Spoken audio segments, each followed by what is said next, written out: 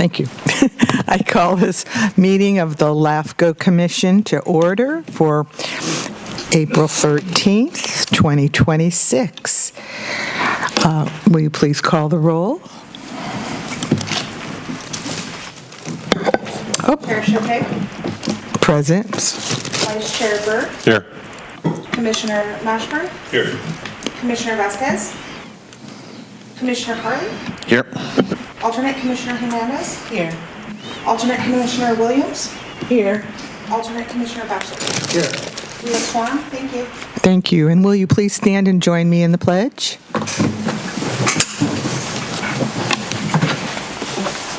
I pledge allegiance to the flag of the United States of America and to the republic for which it stands, one nation, under God, indivisible, with liberty and justice for all.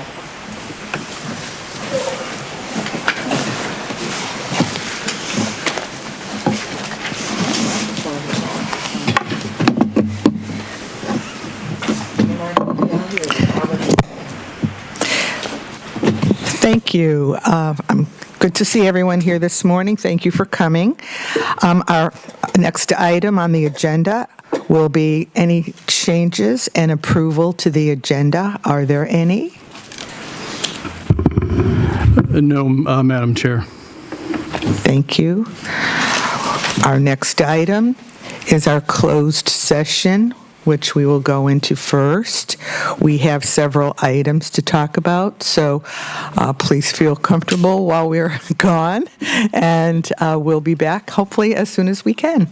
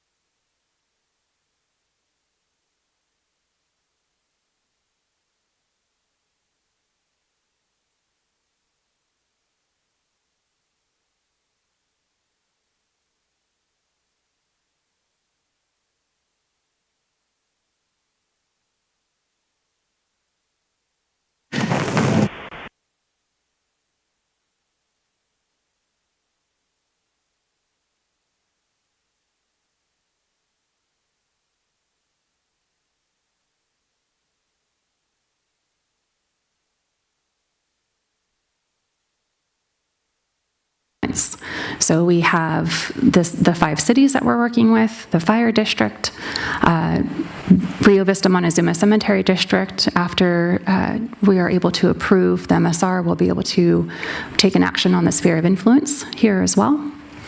Maine Prairie Water District, we're getting super close to that one as well. And SID has informed us that they're going to move forward with an application to update and amend their sphere as well. So just a few things.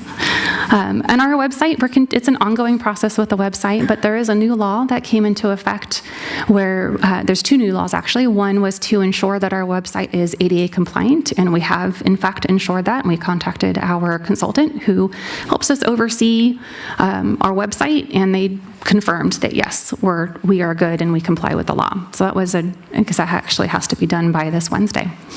But also the other law that came into effect or was approved, it comes into effect in a few years, is that we have to change our the agency to .gov versus a .com.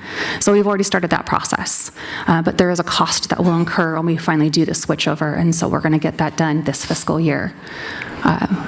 So that will be a fun project, and we'll keep you apprised of when our site is going to go down, and of course, all of our emails are going to change, because it will be that momentary blackout time where we're doing that switch. So we'll keep you apprised of that. And then the outreach, all the different commissions and committees and various organizations that we either try to participate in the meetings, or we also actively track all of the city council agendas, all the county board of supervisor agendas, to see if there's anything that we need to be aware of coming down the line. So that's constant outreach. And then the city project tracking. Again, nearly every city has something that they've informed us will be coming in down the line, whether it's this fiscal year or several fiscal years in the future. But they all require pretty consistent communication to make sure that everything is lined up for when those projects come forward. So we've been in constant contact with the cities. That's the end of it. So we recommend that the commission adopt with any modifications our proposed budget and our work plan for the fiscal year 26-27. And then if you would please direct us to distribute the information to the cities and the counties within the next month, and then direct us to return June 8th for the public hearing for adoption. Thank you very much, Christina. That was very well done. Are there any commission comments for staff? Alma?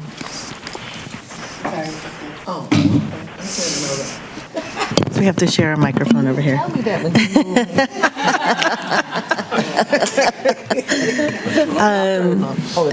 Really well done. It was very straightforward to follow, the finances specifically, and very much appreciate. I was following the reserves, and I could follow exactly why we have to put that money in, less than last year. So, I mean, like, our finances are healthy, and I really appreciate that specific item. So I just want to comment on the finances first and foremost, and that it was really easily broken down for us to follow us and for the members of the public. I have a quick question on the work plan. In the work plan, there is a comment that was just recently made around including our conservation district. So I see Dixon being included. What I know that we also have the Solano Resource Conservation District. At what point do we bring them in, or what has to happen for that piece? So, and thank you for reminding me, that was actually, it's a proposed change that I presented in the slide, but I didn't clearly state that. So in the underlined here, in the work plan that was attached, it just said Dixon RCD. And after we published this, we had internal conversations, and we were thinking exactly along the same lines of, well, why would we narrow it down as opposed to looking at all three RCDs at the same time? And so it will be the resource conservation districts that we're going to look at and figure out, because we do have three, and they all operate vastly differently, and they have kind of different functions, and they're very different areas that they, one's marshlands, one's more farmlands, and one's kind of countywide education. So we just started the research to figure out if we're going to do one MSR that covers all of them, or if it's going to be necessary to separate them out because of their actual operations. But we are going to start researching all of them. Okay. Actually, we have started, but yes. Perfect, thank you. And so that's the difference between the printed agenda versus the side item? Yes, and there's an underline under number 1, and there's an underline under number 4 as well, the Sassoon Logistics Centers, the 2 applications that we anticipate those coming in. I failed to add those to the printed version because it was in my head but not on the paper. Okay, so I added it to the paper now. Perfect, I'm glad I paused to note that difference. Thank you, yes. That's it. Thank you very much. Are there any other commissioner comments? Yes. I just wanted to commend the staff I've looked at a number of budgets over my years in public service, and I think this one by far is the most transparent that I've seen in many, many, many years and experience with passing budgets. The explanations were clear and concise, and so while I'm an alternate member, I don't vote on this, but I do want to add my support for those voting members. And again, thank you very much for a job well done. Thank you. We appreciate your comments from your experiences. Good. Any other commissioner comments? If not, I'll open the public hearing. Are there any members of the audience who would like to speak to this item? Okay, seeing none, thank you. I close the public comment, and we'll vote on this item. One quick revision on my recommendation. If you choose to vote to approve, please approve the revised as was presented All right. work plan. Thank you. All right, do I hear a motion in a second? A motion. I'll second. All right, hearing a motion in a second, thank you. All those in favor? Aye. All those opposed? Oh, I'm sorry. I'm waiting for the light to light up, but that's how we go Oh. on the board. We- I'm like, well, where's the light? We're not that elaborate.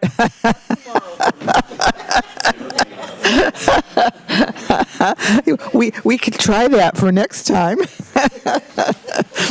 And for a mere $50,000, we can add that to the budget. Okay, I'll say it audibly. Thank you.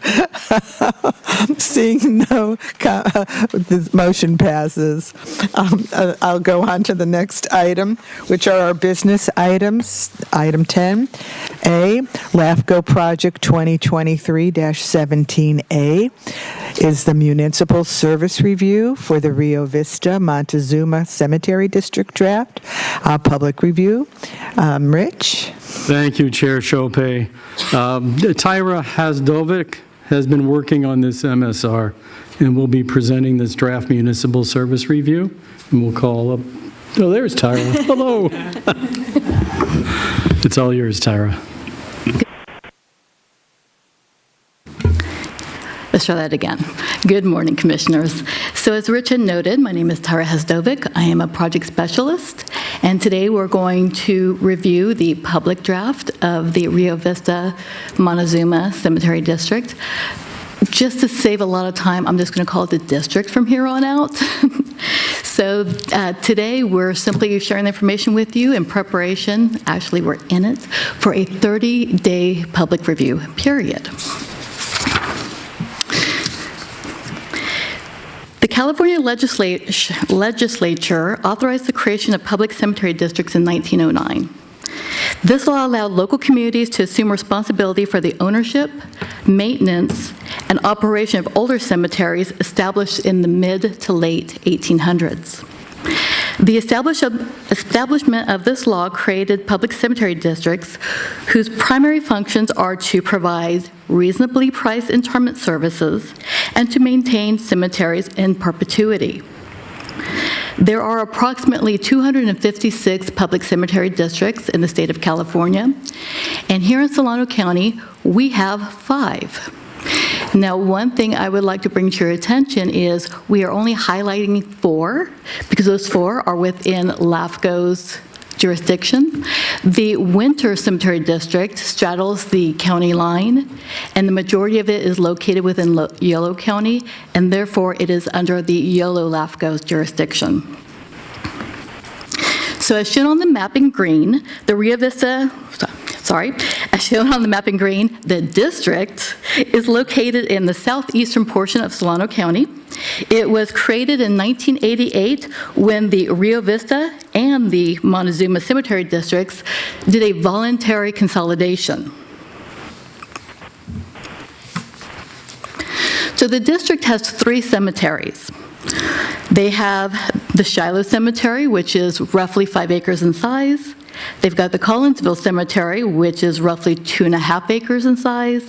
And the largest cemetery within this district is the Rio Vista Montezuma Cemetery, which is 7.65 acres and is located within the city of Rio Vista itself.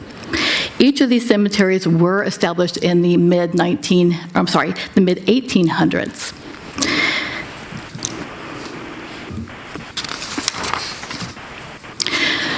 The districts encompass a total of 15 acres in size. Of that acreage, 5 acres remain available for future interments. The district estimates this acreage can accommodate roughly 8,100 future plots. In addition, the Rio Vista Montezuma Cemetery has a columbarium with 163 niches available for future interments. If you have any questions as to what a columbarium is and/or a niche, we do have a picture located on this slide. A columbarium is a permanent structure, a room or a wall designed to respectfully house and display cremated remains, we sometimes call them cremains, in specialized small components known as niches. So over the last 10 years, the district has averaged 19 total interments on an annual basis. Of these, 17 were burials. These burials include caskets as well as the burial of the cremains. And they averaged 2 niche interments in which the container containing the ashes would be placed in one of these niches. So based on the amount of interments that the district has had over the last 10 years and the amount of capacity, it is estimated that the district has 480 years of burial capacity and 82 years of niche interment capacity.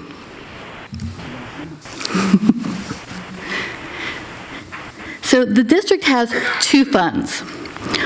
One is an operating fund budget, and the other one is the endowment fund. This slide's really focusing on just the operating budget, and we will focus on the other fund in a moment. So the district's operating budget contains 3 components. We have the revenue line, which is shown here in blue, expenses shown in red, and we have the available fund balance shown in green.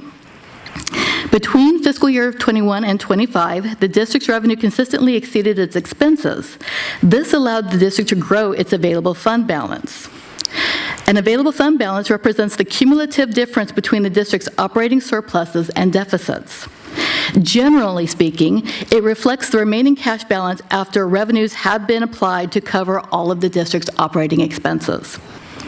Trends in operating gains or deficits serve as key indicators of the agency's financial health. As shown in green, the district has maintained over $1 million, sometimes as much as over $2 million, during the last 5 years. Now, you might be wondering about that large dip that occurred in fiscal year 24. And in fiscal year 24, the district decided to move roughly $2 million to 6 assigned reserve funds that included things such as future equipment acquisition funds as well as future land acquisition funds. So these funds were assigned by the district's board of trustees, and they can be moved back to the available fund if they so chose to. If that were to occur, the district would have had $3.3 million in fiscal year 24. So as you can see, there have been significant operating gains over the last 5 years for the district. On a related note, if the district stopped receiving revenue today, it could theoretically operate for another 6 years. So here we're still focusing on the operating fund, but we're going to focus on just the most recent fiscal year, which is fiscal year 25. In fiscal year 25, the district had $946,188, of which $794,822, or 84%, came from property taxes. This is consistent with the public funding source set up by public cemetery law. It was always the intention of the public cemetery law to publicly fund these cemeteries. Miscellaneous revenue made up approximately $130,000, or 14% of the total revenue. These revenues consist primarily of interest earned on the district's operating fund. And lastly, fees and services made up just under $22,000, or 2% of the district's revenues. By law, public districts are prohibited from competing with private cemeteries because they receive the majority of their funding from property taxes. They are limited to burials and interments in niches.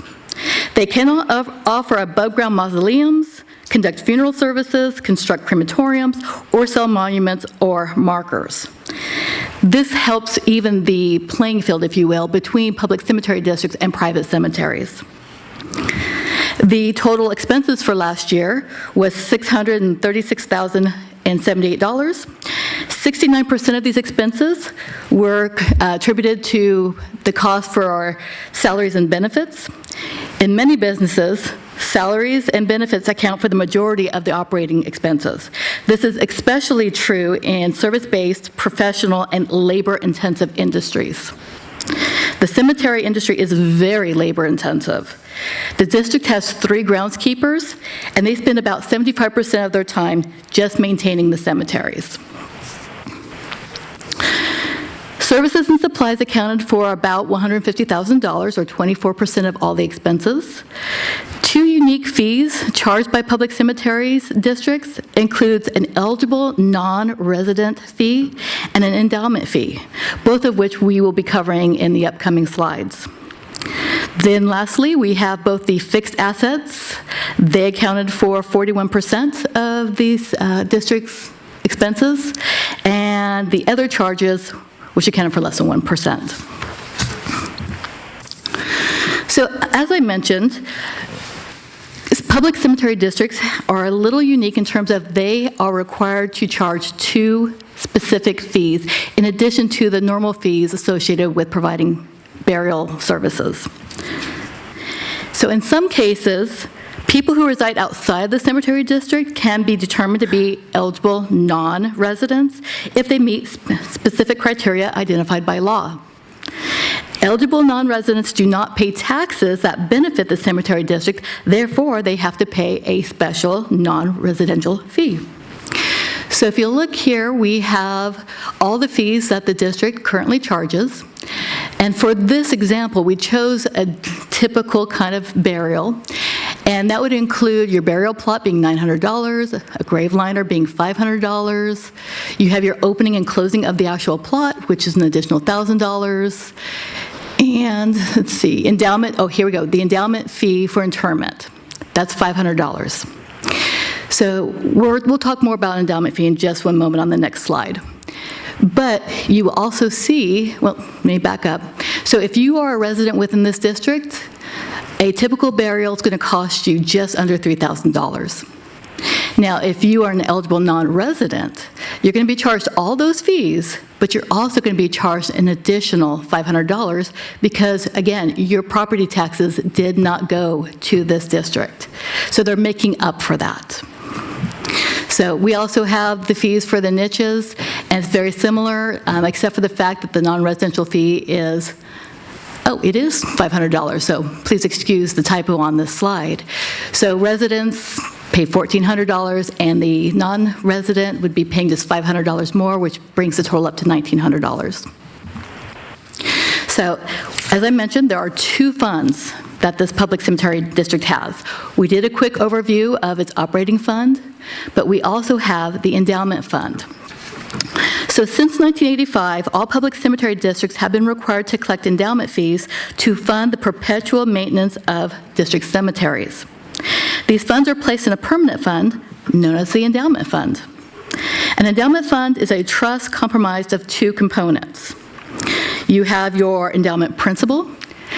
This comes directly out of public cemetery law, and the whole purpose of that principle is to collect a fee at the time a plot is sold. It is put into a trust, and its sole purpose is to generate revenue income. So they take that income and it's now called, as it shows on the slide, endowment interest revenue. It is the spendable portion of this fund that is used to maintain the cemeteries. Now, state law does allow districts to put additional money into this fund, and in this case, the district did just that.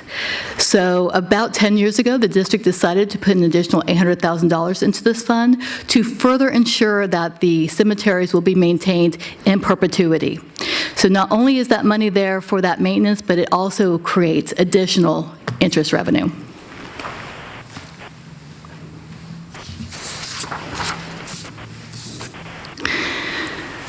So here we've got a very quick summary of all the findings, determinations, and recommendations that you will find in the public draft of the MSR.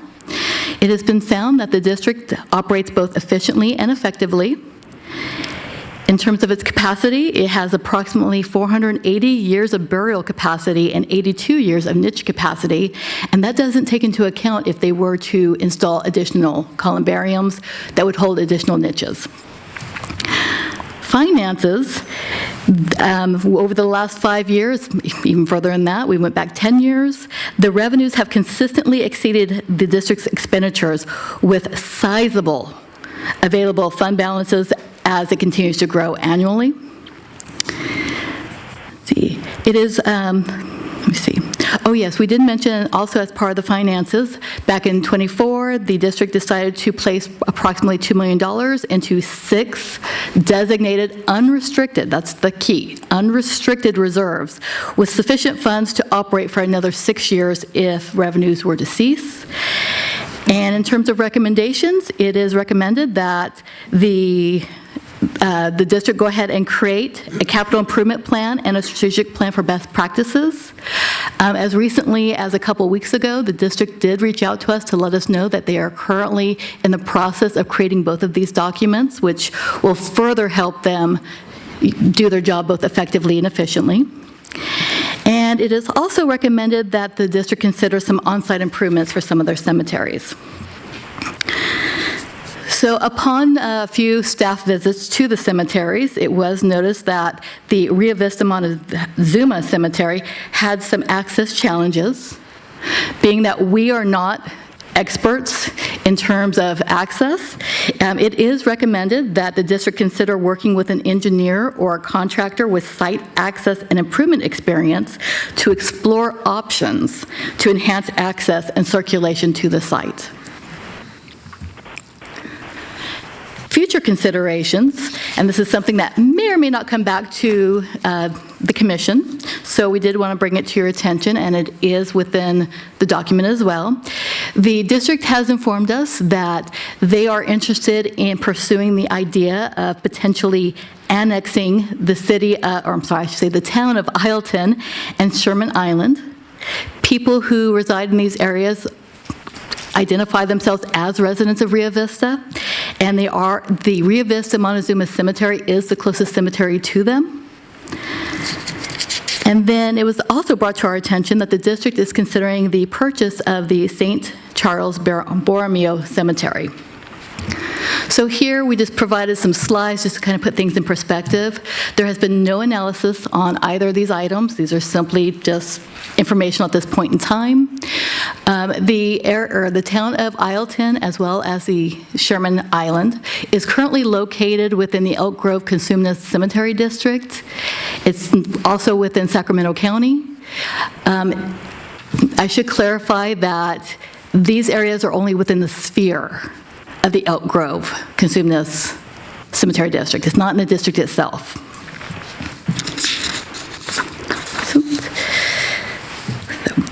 So as I mentioned, the Rio Vista Montezuma Cemetery is the closest cemetery, and let's see,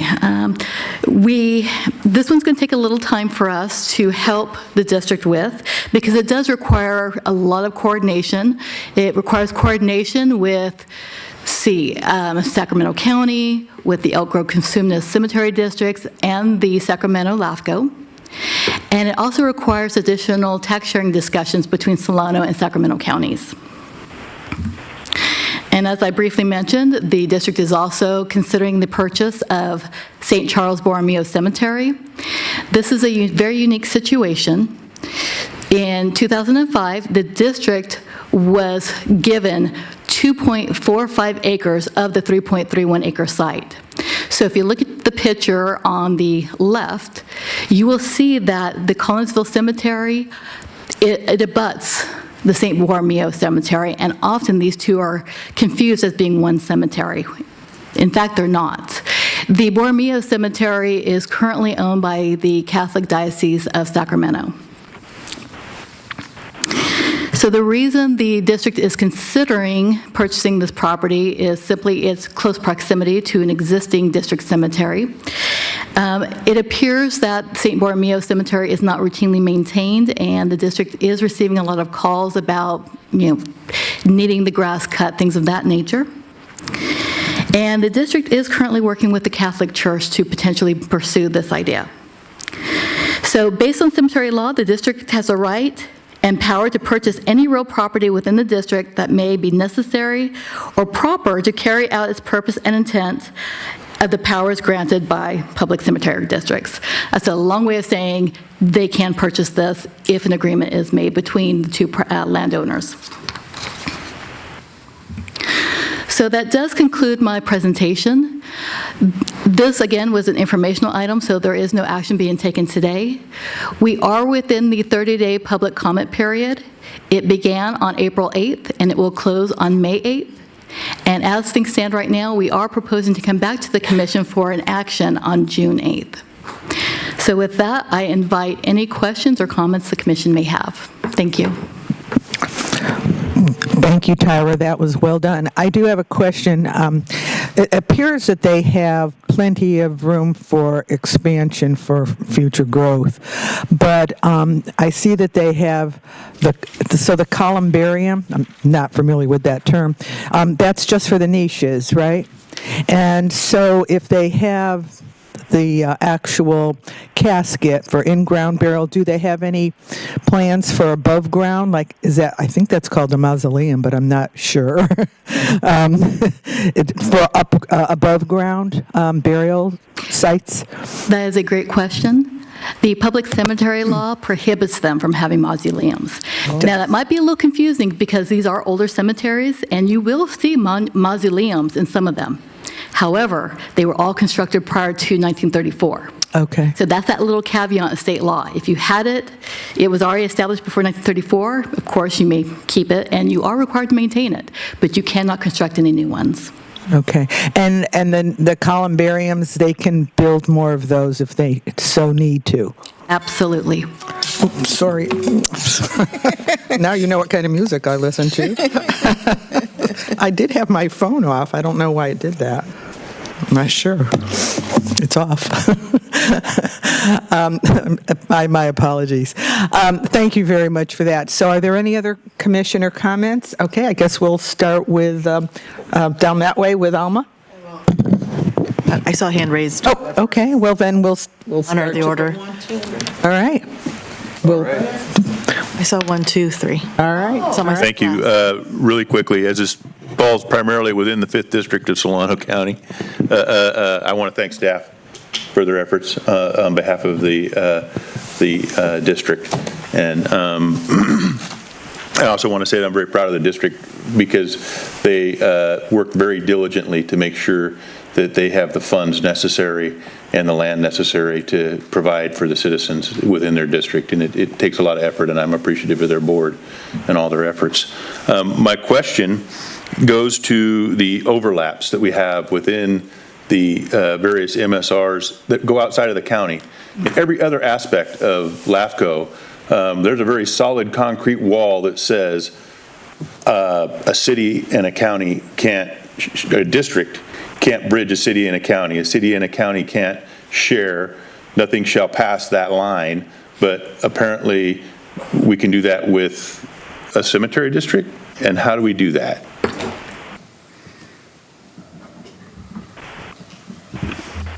Great question. I think I'll turn to Mala and see if Mala has a more informed answer than I do. It definitely happens from time to time. It's not unusual. I don't know if they were how they were created originally in this way, but there are districts that definitely, in multiple LAFCOs that I represent, cross county lines. So if that is the case, then why, if there is a precedent, then why is it not that we can have fire districts or we can have other districts that overlap outside of our county? Why can we not do that?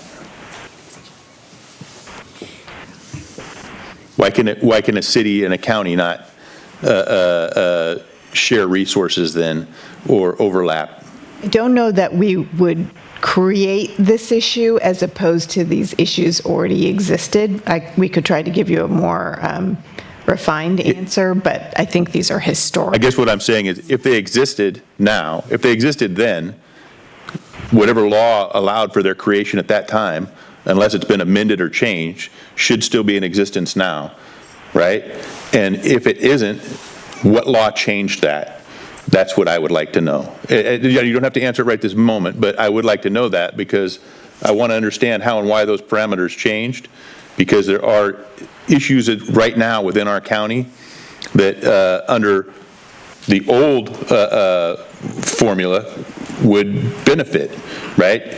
We would be able to make some changes and share some utility and resource amongst the various districts within our county if we could still do that. Now, it sounds like something has changed at some point between 1860 and now. I just want to know what changed. If I can ask a clarification, because I think I know where this is going. The question is, can there be out-of-agency services? Yes. This is a different situation. They want to annex the land and put it in their district, not go beyond their district and provide service out of their district. They are asking to annex land into their district that's not in this county. Correct. And so they can do that through an annexation agreement. So we could do that over on the bridge in Winters with the water, and we can bring it across? If the city or the water provider wanted to annex the land and has permission from, and the agreement. How would they from the other annex agency, Solano County land? Therein lies the issue, right? So that they want to annex the territory into the cemetery district. Right, so how do they annex Sacramento County land? If we can't annex the land at the Winters Bridge where the brewery sits, you remember the water comes across this stub on the bridge, right? Mm-hmm. So everybody doesn't know this, but so water comes across in the bridge in a stub. If Winters wanted to annex that, they can't because it's Solano County land, right? But they would, if they wanted to, they could bring it into their water district. Based on what you're saying, if they were a cemetery district, they could do that. But as a city, they can't. How is it that we're allowing a cemetery district to do it, but we don't allow a city to do it? I think we would need to do additional research, but I suspect it's the enabling legislation for these districts versus the city. So I think it's going to be specific to each entity. But okay, we can. I would love to see that and to look through that and find out if there is in fact any way for the cities and the various counties to work within that if it's possible.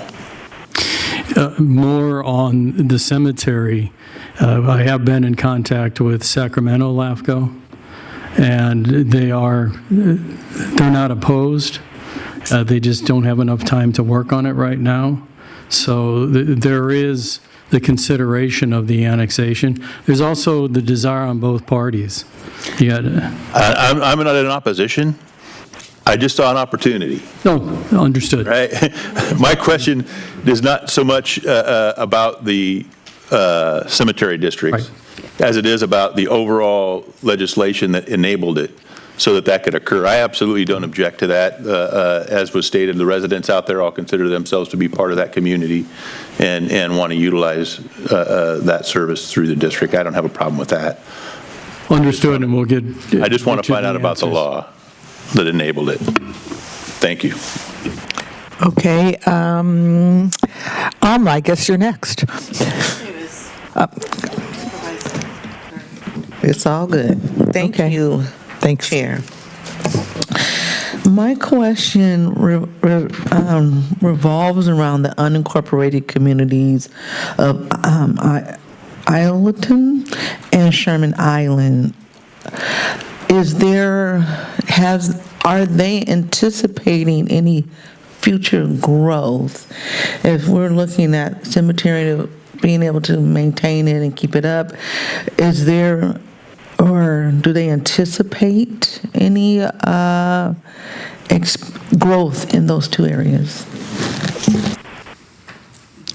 That would be the type of information that once the application comes in would be outlined there. So then we would be doing that level of a study on the project. We haven't done it yet. I know that those communities haven't grown in a while. It doesn't mean that they may not have intention, but that would be part of the application. Okay, so that would come back to us a little bit later. All right, thank you. That was my only question. Talking about population growth, not my question or comment, but an interesting fact that I came across was the population being serviced has increased about 2,600 people in the last decade, yet the internments have decreased. And I'm like, I think that's a note to healthier science and the longevity of the lifespan, or no, I'm hearing no, maybe not. But I just thought that was an interesting fact, that the population has increased, but internments have decreased. I just wanted to comment on that really well done in regards to, once again, a really, really great work here. Once again, I was looking at the finances. Something that I noted was the cash on hand is over 2,000 days worth of cash on hand that I thought was very unique. It just, once again, gave a nod to the health of the agency. The other piece that I noted was around I actually noted it earlier to our clerk. I was like, did you see the report? It dips like millions of dollars in 1 year, and if it weren't for that little note that said it went to 6 reserve funds, I would have kind of freaked out. 6 reserve funds, unrestricted, is what caught my attention as a healthy positioning of those reserves.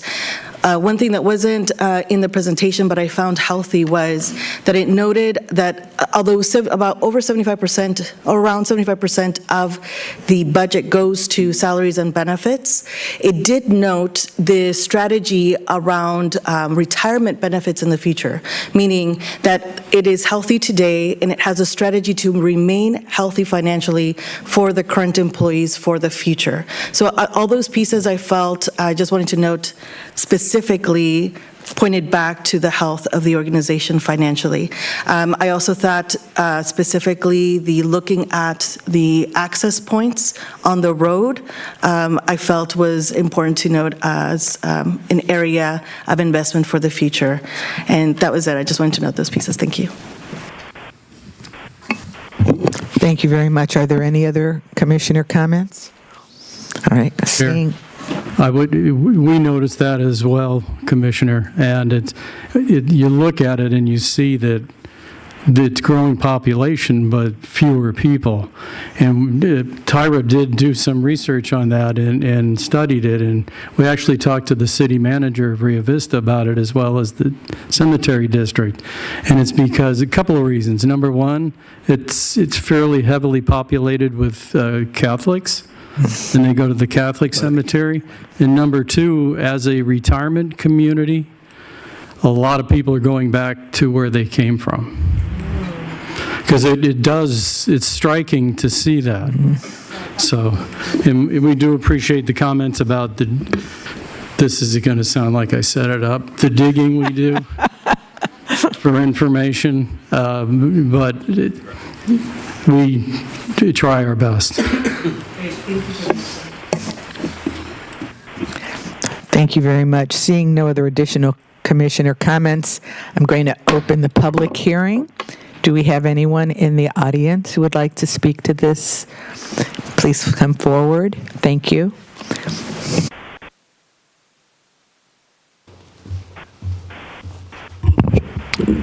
Yes, thank you. Michael Hayes, Solano County resident. I wasn't going to speak on this, but I have a little bit of knowledge about cemeteries from my father, who wrote the history of the Benicia City Cemetery.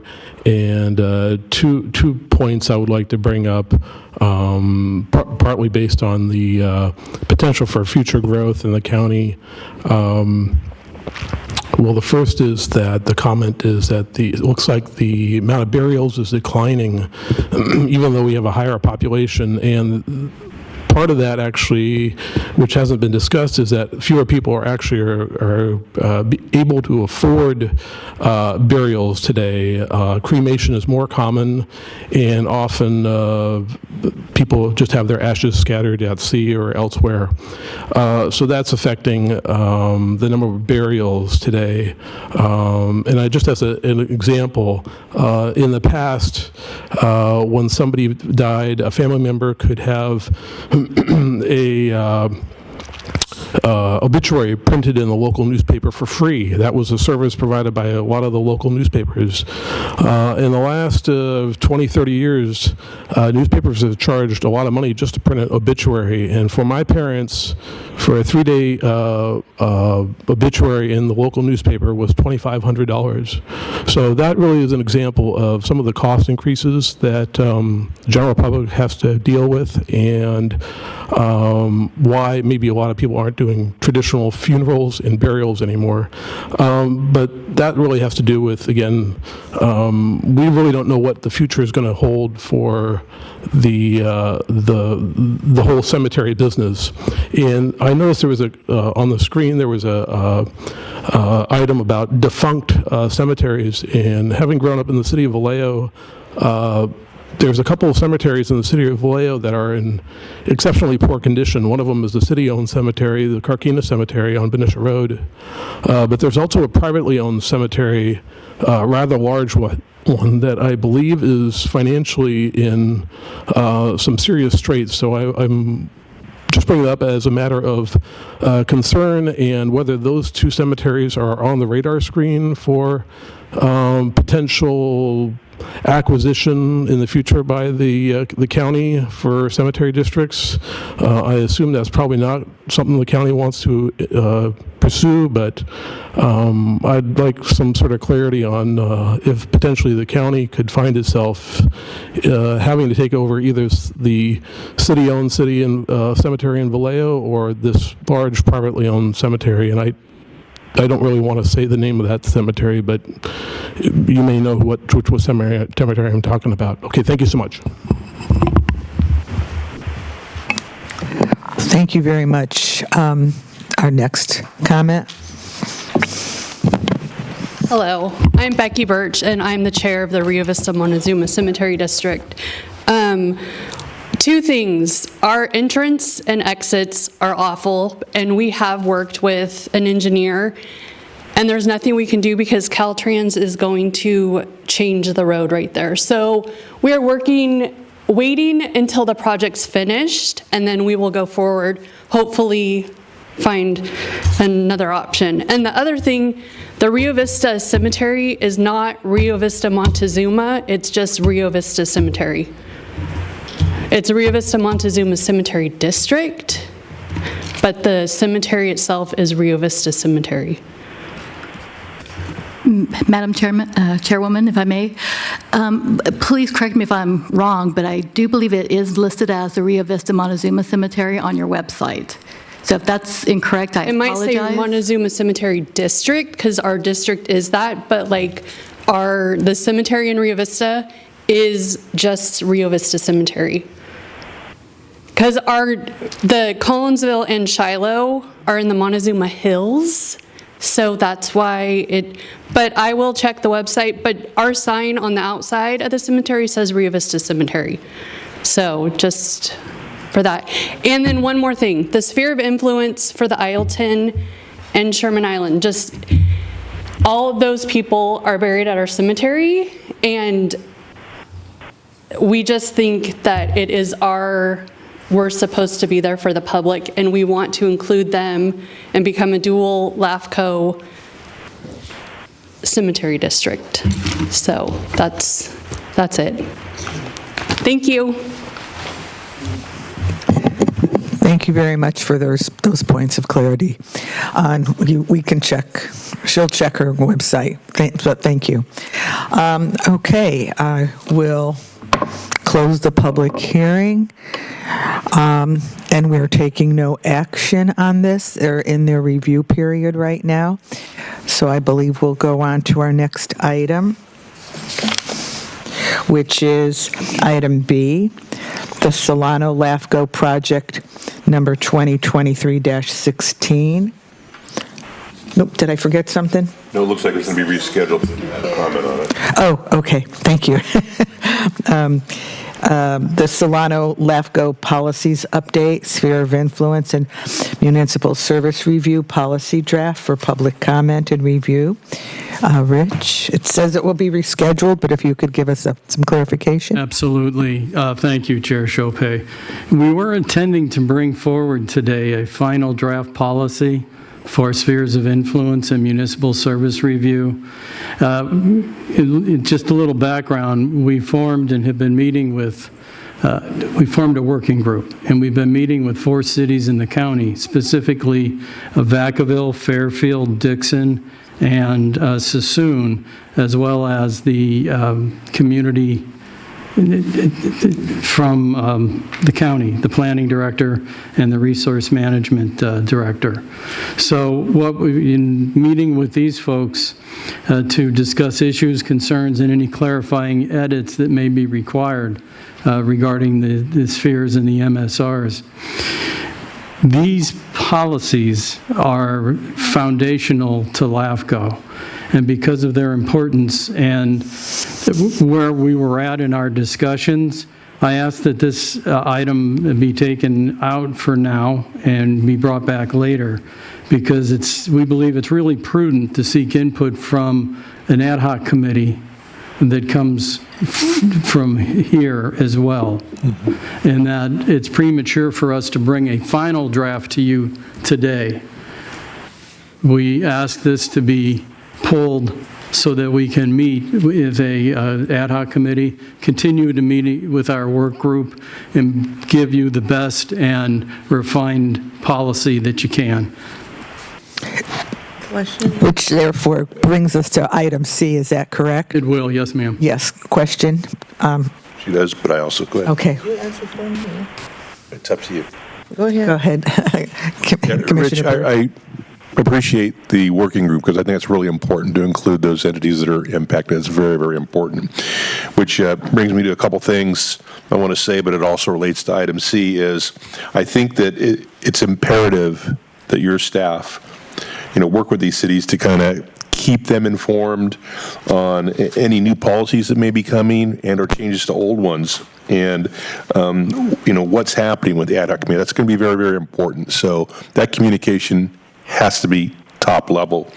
And also, I think giving advance notice to these communities when there are potential changes to policy, give them enough time, several weeks' notice if something's going to happen, so they have an opportunity to respond or react prior to us making a decision. So that has got to be top level. And I just appreciate the working group thing, but I think that needs to be paramount. We hear you loud and clear, and we share that. Thank you. Right. Commissioner Williams? Thank you, Chair. I know that right now we do not have any requests from the city of Vallejo, Benicia.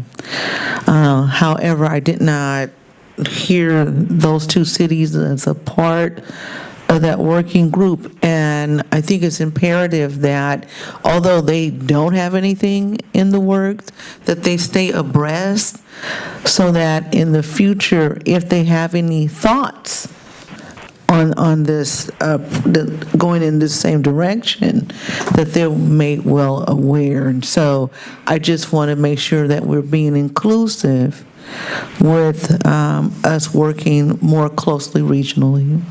Duly noted, and we try to reach out to everybody when we're in the planning directors meetings and the city managers meetings, but that may not be enough, so we'll make sure that those who aren't present in those meetings are also alerted.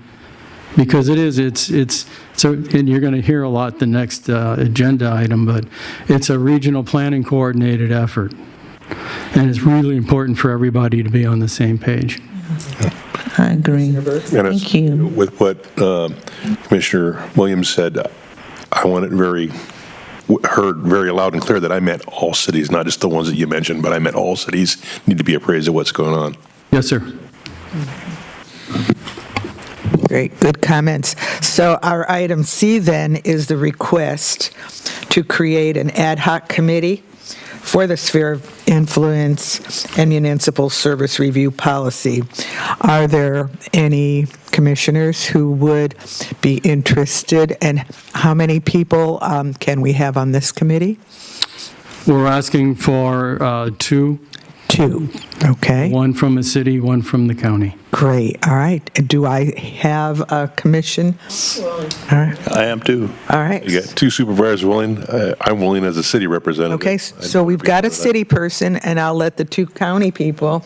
As the supervisor of the district most affected, when you look at the cities that are involved and who represents the majority of those cities, I feel that it would be probably, and also as the, aside from Supervisor Vasquez, the longest-serving county supervisor here, I'd like to be the one who represents us with regard to the policy ad hoc committee. Okay. Commissioner Williams, do you have any comment? Fresh perspectives are always, thank you. Fresh perspectives are always, should always be welcome, regardless of which cities are being represented. We are talking about the region. And so this ad hoc committee does affect cities a city I represent too, Fairfield and Sassoon. So we both have skin in the game in this, but for me, it's not necessarily about that. It's looking at this from a full holistic approach, benefiting and helping create a spirit influence that supports this county as a whole. So that's why I put my name in the hat for consideration. All right. So what is the procedure to select? Well, after you take public comment, then you can decide if there's a nomination. Got it. To specific members and. All right, thank you. So I'll open up the public comment or public hearing. At this point, are there any members of the public who would like to speak to this item? Seeing none, I'll close the public portion, and I look to the commissioners here to select to make a nomination for one of our county supervisors to represent the commission on this ad hoc committee. Commissioner Carley? Yeah, I'll make a nomination, but first, just so that it is clear, I support, at least from the city's perspective, Commissioner Byrd. I think that that's important. You've got a lot of experience. And then second with that, this is a moment where we do need some experience, and while there's always a need for new and fresh ideas, this is a moment where we need is actual clarity, and so I would nominate Commissioner Mashburn also. So that would be my nomination for the two. Okay. Great. So just to confirm, that's your nomination for the ad hoc committee. All right, and then do we want a second? Vote? Do you want to take a second on that, or? Oh, yes. And then we'll have a Is there a second to this nomination? I'll make the second. Okay. And then we will then vote on this nomination. Need a vote. I don't have the votes on this board. So I'm going to let Lord spare me. Mashburn. Thank you very much, Commissioner Williams. We appreciate your consideration on that. And thank you very much, Commissioner Mashburn and Commissioner Byrd, for volunteering for this most important ad hoc committee. So thank you very much for that. And Chair, if we can still take formally the vote so we can appoint the two members. Okay, thank you very much. All those in favor of the nomination? Aye. Aye. All those, and myself as well. All those opposed? Motion passes.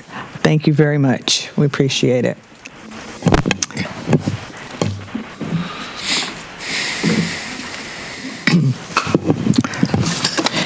So our next item is correspondence, and we have none. Item 12 is our executive officer updates. Turn this over to you, Rich. Thank you again, commissioners, and thank you, Tyra, for that report. We appreciate it. Thank you, Chair Chope. And the updates are going to probably cross over a lot of what we've already discussed today, but I'll add a couple of more pieces of information. The update's actually broken into 3 categories. One of them is pending projects. The second one is a noteworthy outreach or inquiries. And then the third one is a brief update on MSRs and the stages that the various MSRs are in. Regarding pending projects and tasks, we have 2 of them. We have a detachment from SID involving the city of Fairfield, and we have the Sassoon annexing Highway 12 Logistics Center application. These 2 applications are currently incomplete. The detachment of Campus Lane in Fairfield is incomplete, and a letter was cut back on August 18th in '25, and it's pending, and it continues to be in pending situation because of lack of a city-county property tax sharing agreement. That's also an issue with the Sassoon annexing Highway 12 Logistics Center. That was considered incomplete, and they were advised on November 21st of 2025, and that has still needs a property tax sharing agreement, but it actually needs more than that. It doesn't fall on that one solo issue. It's also involved in a sphere update as well. Relative to outreach and inquiries, as mentioned, we have been meeting with 4 cities and the county, and the 4 cities because they have been the most involved and have projects and MSRs in front of us, or not all have MSRs in front of us, but they're engaged in the process. On March 17th, we met for the 2nd time and with the community development directors to continue our discussions about spheres and MSRs. In addition, we've also received another inquiry from Vacaville regarding a possible out-of-agency agreement on Leisure Town Road for a piece of a property to receive city services without, at this point, annexation. So we've received it. We're in conversation with the city of Vacaville over that. Concerning municipal service reviews, I'll just go down the list. I'm sorry, I'm not keeping up here. The Sassoon revised administrative draft, the 2nd draft we've received, and we're looking at it and making comments on it. The Vacaville working draft that was submitted January 8th, we've provided comments on the 1st draft on February 17th. We met on February 18th to discuss LAFCO's comments. The city staff presented their responses to our comments, and we're going to be meeting on April 30th with city staff, EPS, the consultants of the MSR, Vacaville developers, and attorneys to discuss the draft MSR. For the Fairfield MSR progress, the city is working on a general plan right now, implementation studies such as updating master plans and updating infrastructure plans. So we're looking for that because that will be a great treasure for information for their MSR. Relative to Sassoon's effort for the Sassoon expansion project, MSR, the kickoff was March 3rd in '26, and with RSG, a consulting group out of Los Angeles area. And we have been in contact with RSG. We've been in some contact with the city as well, with the city manager and city planning manager. And we're waiting with RSG to continue our discussions with them. We've had some pretty good meetings with them so far. Dixon is in an MSR, has MSR progress right now. We've received had an update meeting with them on March 9th. As we've mentioned before, they are part of the working group. The MSR has not come to us yet. We've been in contact, obviously, with the city. We're well informed by the city, and we appreciate that, as well as AP Triton, who has been their consultant. We've been in consultation with them, and one of my former colleagues is working for AP Triton as well. So we've been in good contact with them, and we wait to see the inauguration of, that's not the right word, the initiating of their MSR relative to, let's see, who we asked, hey, next meeting, June 8th. So open for any questions you may have. Just through the chair. I'm sorry. As I'm just sitting here. All right. Oops. Thank you. Whoops. Thank you very much. Are there any last closing comments for the commission? All right. If none, this meeting is adjourned. Question? It's on your diocese, you'll find it's not really part of the agenda, but we do have some updates for you from your directory. So you can pull out the agency directory pieces of the phone list and just replace those in there. I'm sorry. I like that directory. That's well done. Thank you, John. This meeting is no longer being recorded.